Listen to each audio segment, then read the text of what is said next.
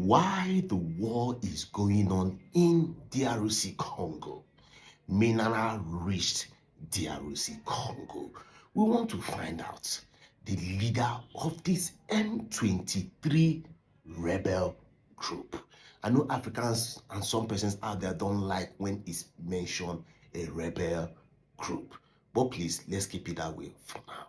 Some call it freedom fighter. Choose what you want to call at this moment. But what I want to talk about today is the leader of this group that has been going through, piercing through Congo to go and get power from the central Kinshasa.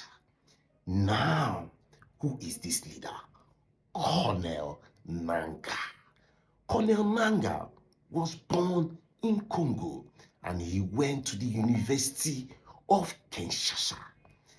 He studied economics and he rose with time. In fact, he rose to the level of working with the UNDP until a time when he became the head of the Electoral Commission of Congo, named CENI. And that was in 2015. Mind you, at that time, he was appointed by the former president, Joseph Kabila.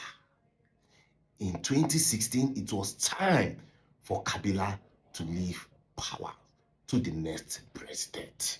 But then, the election did not hold. The election was postponed for 2 good years. The same leadership of Nangaa, Corneille Nangaa. Now, the election then happened, and what did we see? We saw Felix Tshisekedi becoming the winner of that election, winning Fayoyo. Guys, mind you, he was the head of the Electoral Commission, and Felix won the election. Now, it was time for another election in the DRC. But by this time, he was removed and a new leadership came in to head the CENI. That was when the troubles started. Corneille Nangaa publicly said that during the election of the first election of the first entrance of Felix Tshisekedi as the president of Congo, that he meddled with the election because there was an agreement between Joseph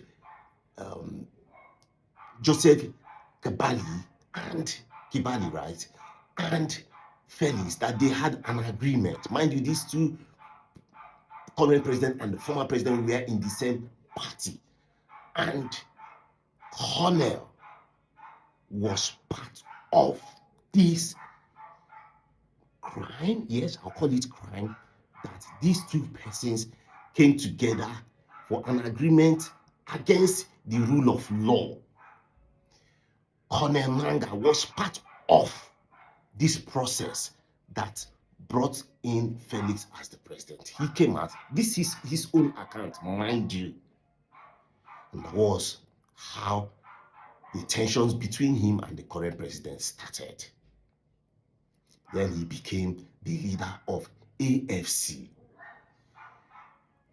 That same AFC has different militia in them. In fact, it is noted that the M23 is the military wing of this AFC, Alliance for the Congo.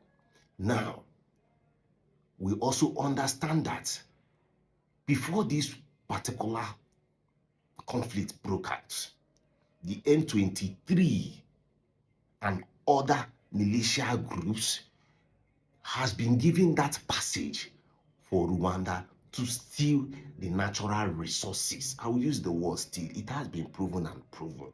I am not the first person saying this, but we know that the Rwandans, or the president or the government of the Rwanda, have been collecting minerals that does not belong to them. The question now is, or will I say the fact is, that Rwanda is exporting products, exporting minerals that they do not have. So how has these minerals come to them? So this is the reason why you see some persons, some analysts are saying that this M23 is backed by the Rwandan government. Now, here is a question for you to answer.